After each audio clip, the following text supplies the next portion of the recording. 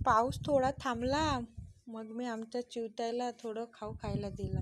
म्हटलं पाऊस आला, त्यांना काही भेटलं नसेल भेटलं तर म्हणून मी पण चिवत्याला खायला दिलं.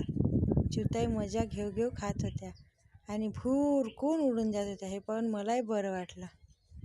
तर भेटूया पुढच्या ब्लॉगमध्ये. चालायचंच नाही का. Bye bye.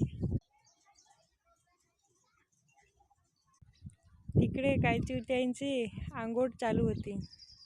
मी जवळजवळ गेली तर काही उडून जात होत्या, म्हणून मी दुरूनच बघत होती.